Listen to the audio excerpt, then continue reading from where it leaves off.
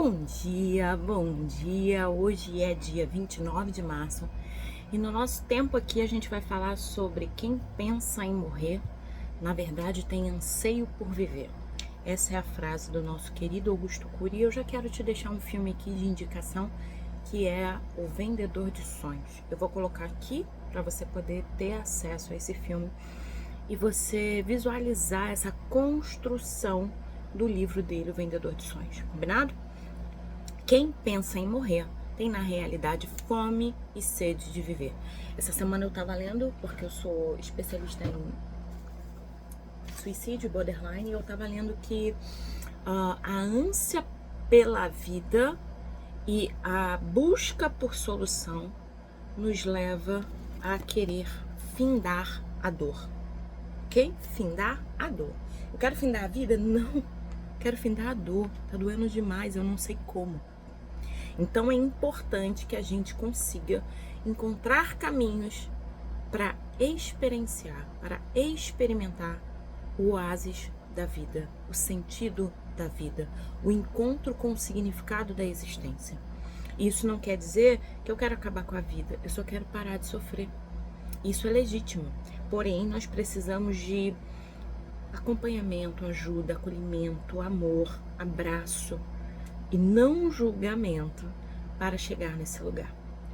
Alguns usuários de droga e álcool e pessoas deprimidas que vivem ou viveram perdas, traições, crises financeiras e sentimentos de culpa asfixiantes pensam em morrer. Cerca de 10 milhões de pessoas por ano tentam suicídio. Olha que tristeza. 10 milhões de pessoas por ano tentam tirar suas vidas. Um número assombroso. Infelizmente, 1 milhão conseguem tirar a própria vida. Então, 10 milhões tentam e 1 milhão conseguem por ano.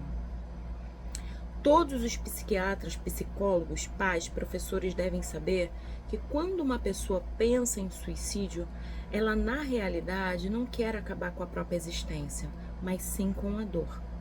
Seja qual for, autoabandono, sentimento de exclusão, humor deprimido, conflitos internos, impulsividade, porque tem pessoas que estão vivendo ali e ela tem um problema e naquele momento do problema ela... E esses são os casos mais difíceis de prevenir. Que a pessoa tá vivendo, a pessoa tá produzindo, a pessoa tá escrevendo, a pessoa tá trabalhando, a pessoa tá. E de repente, num momento assim, ela faz. E aí a gente não tem como ver, assim, dados. A pessoa fala, ai, queria que tudo acabasse. Ai, a vida tá muito difícil pra mim. A pessoa não falou. A pessoa, no momento que deu aquela emoção liberada ali, ela não sabia o que fazer, Nós precisamos cuidar da nossa saúde mental. Para quê, Irlânia? Para que na hora que a adversidade chegue, a solução que a gente encontra não seja uma solução permanente para lidar com um problema temporário, ok? E é muito doloroso. Eu falo desse tema com muito peso, sabe? Porque é muita dor. Hoje eu tava falando sobre isso com uma amiga. Eu falei, amiga, o que acontece? Eu trabalhava no hospital e chegou um carro, um Volvo, e era o mesmo carro do dono do hospital. E eu falei, estranho, ele não entra por essa entrada. Olhei e falei assim, por que será que ele entrou por ali? E aí, de repente, sai um homem alto, forte, bonito, arrumado. E ele vem correndo no desespero, ele deixa a porta aberta e ele vem e pega a menina, uma mulher linda também, linda, e vem com ela nos braços com os pulsos cortados. E aí eu corro, ajudando, chamando, liga pra emergência, falando aquela coisa ali. E eu nem era do setor, eu tava lá embaixo, assim, pra ver o que tava acontecendo. Eu fui lá fazer alguma coisa e, enfim, aconteceu. Era pra eu ver, era pra eu estar aqui falando com vocês. E aí eu corri com eles, vim com ele, acalmei, dei água, conversei. E ele falou assim, eu não entendo, eu quero ela viva, nosso filho. Eu falei, nosso filho? Aí ele falou, nós temos um bebê de 3 meses. Depressão pós-parto. E aí eu fui, acolhi ele, fizemos a ficha e tal, dei água a ele, falei, olha, agora você já tinha fechado a porta do carro, agora você precisa tirar o carro dali, tá? Aí fui lá com ele tirou o carro, voltou e ficou com a gente lá. Ela foi pro centro cirúrgico, fez o fechamento dos braços, conseguiram reanimar e tal. E eu fui falar com ela. Quando eu falei com ela, ela falou assim pra mim. Eu liguei pra minha mãe. E falei, mãe, eu não aguento mais. Parece que eu tô num túnel e tem um monte de vozes gritando na minha cabeça. E eu não aguento, eu quero morrer, eu quero acabar. Aí a mãe dela falou assim, minha filha, para com isso, você é linda. Seu filho é lindo, você é rica, seu marido é lindo, você tem uma casa linda. Para de palhaçada, tem tanta gente sofrendo no mundo e você, com tudo isso, não tem motivo pra sofrer. Aí ela pensou assim, sou horrível mesmo, preciso acabar com a minha vida. E aí ela corta os pulsos. Você tá entendendo? Que às vezes a pessoa, ela tá falando e ela tá gritando por socorro. E não adianta você gritar pra ela que ela não tem motivo pra sentir dor. Ela tem motivo pra sentir dor, você que não tá na pele dela. Então a empatia é isso, perguntar pro outro o que você precisa. Você quer que eu vá pra aí agora? Nas constelações familiares a gente fala sobre isso. Sobre a pessoa que está em sofrimento, perder um ente querido, a gente ir à pessoa, a gente cozinhar pra pessoa, a gente preparar um banho pra pessoa, a gente fazer ações claras para que a pessoa se movimente e se sinta amada, amparada, acolhida, protegida. Para sempre, Lani, não. O ideal é que a gente entregue amor para que ela veja e modele o amor e comece a ter auto-amor, autocompaixão, autocuidado. Eu cuido dela, eu não falo, você tem que se cuidar, não, eu cuido dela. Falo agora, vamos fazer um pouquinho? Entendeu? Isso que é o real. Por isso que eu amo as constelações familiares, porque ela nos ensina a viver. Elas nos faz sair do que, como que eu pesquiso isso no YouTube e ela começa a falar assim, vai lá fazer, vai lá sentir o seu corpo, vai lá chorar a morte de um ente querido, vai lá experienciar nesse corpo que você habita as suas emoções e a ação para mudança, ok? Filosoficamente falando, todo pensamento sobre morte é uma manifestação da vida. A queridíssima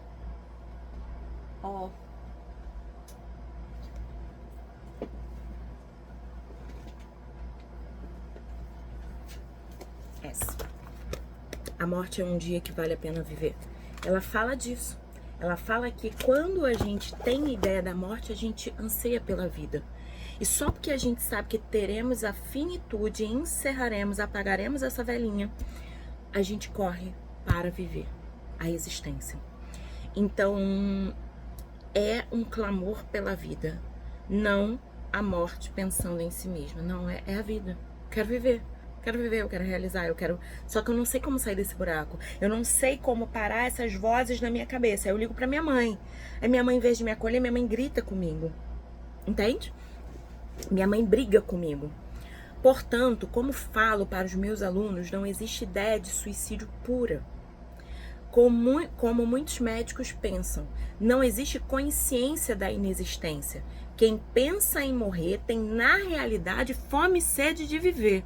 Gente, eu vou colocar para vocês aqui o filme Vendedor de Sonhos, tudo bem? Eu vi esse filme, eu vi essa peça 2 vezes, eu li o livro e eu aprendo muito a cada vez que eu vejo. E os meus clientes suicidas eu peço para assistir. Porque ele começa dizendo, vou dar um spoilerzinho, ele começa dizendo que a vida, ele precisa de um ponto final, e ele fala, não, eu vou te dar uma vírgula. Ponto final não, eu vou te dar uma vírgula. E com a vírgula você vai continuar escrevendo a sua história, e eu tô te acompanhando nesse processo, ok? Todo jovem deve saber que, no fundo, está procurando desesperadamente reciclar a própria angústia. Desatar as algemas da emoção deprimida. Desatar as algemas da emoção deprimida. E não dar o fim à vida. Ter essa consciência é utilizar ferramentas preventivas que proponho nos livros. Pode fazer com que você dê um salto na qualidade de vida. Como que eu vou dar um salto na qualidade de vida, Irlane? Aprendendo a viver. É preciso saber viver. É preciso saber viver. Toda pedra no caminho você pode retirar. Retira a pedra do caminho. Uma flor que tem espinho, você pode se alegrar. Se o bem ou o mal existem, você pode escolher. É preciso saber viver. Deixa eu te falar uma coisa. Ninguém ensinou pra gente viver, não. E quem tava botando a gente na vida, às vezes também não sabia. E isso não é culpa deles. Mas você, que tá se iluminando aqui, que tá aprendendo sobre inteligência emocional, sobre gestões das emoções, sobre leis sistêmicas, você precisa se colocar no caminho da vida para que você possa viver e experimentar a vida. Não desista de você. Não desista. Você pode ter vivido uma vida difícil, traumas, medos, mas há a possibilidade de se curar. O que é se curar, Irlânia? Aprender novas formas de viver, ativar a neuroplasticidade do seu cérebro para que você veja a vida de forma diferente. A minha biografia é minha biografia. Quando a gente vê Nelson Mandela, Oprah, Martin Luther King, a gente vê os difíceis dessa pessoa, mas significa que ela não está mais lá na dor. A dor faz parte, mas a dor foi o trampolim da vida para que ela pudesse crescer. Então, quer um conselho, uma recomendação, uma palavra de amor para você continuar? Coloca uma vírgula e continue escrevendo a sua história. Escolha escrever a sua história. Aprenda. Faça terapia, busque treinamentos, busque ajuda, não fica nesse lugar não. E se alguém falar para você algo, não critique, acolha. E mesmo que você tenha que dizer, olha, eu não consigo compreender você, mas eu tô aqui. O que você quer que eu faça por você? O que você precisa nesse momento? São frases protetivas e que podem salvar uma vida. Quando a gente fala no 188 CVV, a gente está falando como você vai. Centro de valorização da vida. Como você vai. Beijo grande e até amanhã.